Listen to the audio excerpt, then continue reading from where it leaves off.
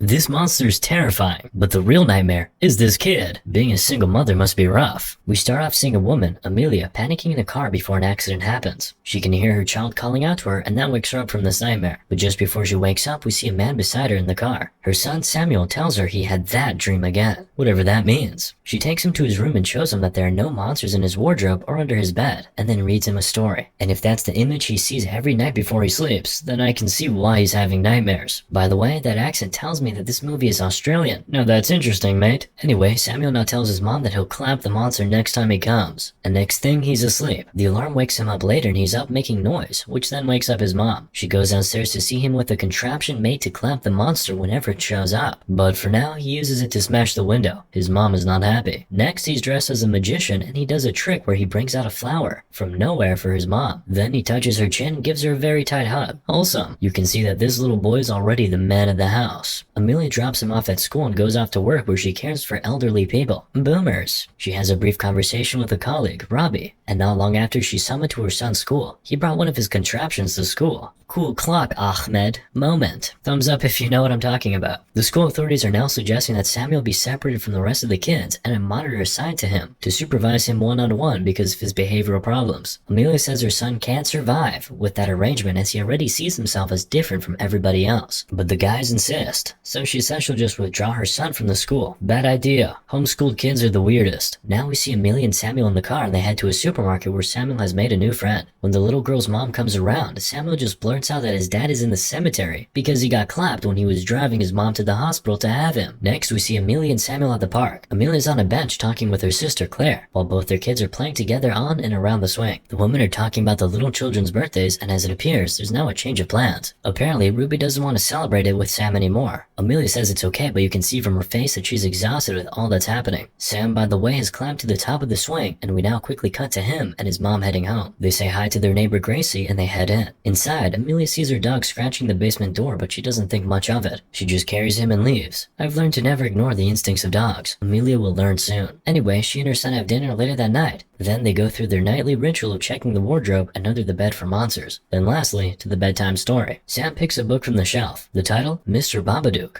Oh, the movie is just about to start. The book basically talks about being Babadook's friend, and you know he's around when you hear a rumbling sound and 3 sharp knocks. Ba ba ba, dook dook dook. Amelia is not very comfortable with this book, so she closes it and asks that they read another one. But Sam reminds her that she told him he could pick the book to read tonight, so they get back to it. There are scary images in the book, and the words get scarier. It says something about not being able to sleep a wink when you see him in your room at night, and once you see what's underneath the disguise, you'll wish you were dead. How the heck is a book like this on a child's shelf? Of course Sam is scared. He's probably going number 2 in his pants right now. Amelia tries to read him another book, but it's not helping. Next thing, Amelia is reading the book on her own like she's trying to figure out what this diabolical piece of literature is all about. Now instead of her throwing this book out or burning it up or something, she goes to put it on top of her wardrobe and goes to the living room to watch TV. Everything on TV is sussy this time of day. You know how late night TV is. So she turns off the TV and goes upstairs to her room to, go to sleep. But the problem is that the low vibrating sound of her